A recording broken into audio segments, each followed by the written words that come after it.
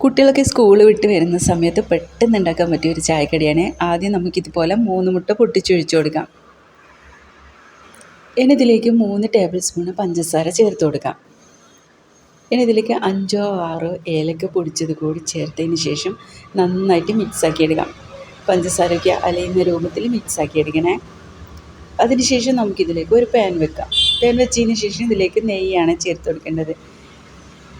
ഇനി ഇതിലേക്ക് ഒരു നേന്ത്രപ്പഴമാണ് എടുത്തത്. നമുക്കിത് തൊലിയൊക്കെ കളഞ്ഞതിന് ശേഷം ഇതുപോലെ നീളത്തിലാണ് കട്ട് ചെയ്തെടുക്കേണ്ടത്. ഇത് വെറും 5 മിനിറ്റ് കൊണ്ട് നമുക്ക് ആക്കിയെടുക്കാൻ പറ്റിയ ഒരു ചായക്കടിയാണ്.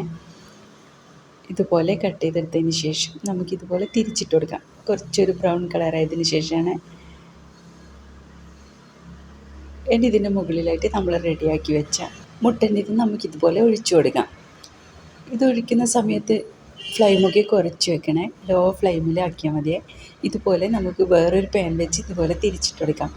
അങ്ങനെ നമ്മൾ അടിപൊളി ടേസ്റ്റുള്ള ചായക്കടി റെഡിയായി കേട്ടോ. വീഡിയോ ഇഷ്ടമെങ്കിൽ ലൈക്ക് ചെയ്യാനും ഫോളോ ചെയ്യാനും ഷെയർ ചെയ്യാനൊന്നും മറക്കരുത്. ഇതുപോലുള്ള നല്ല വെറൈറ്റി റെസിപ്പിയായിട്ട് നമുക്ക് വീണ്ടും കാണാം.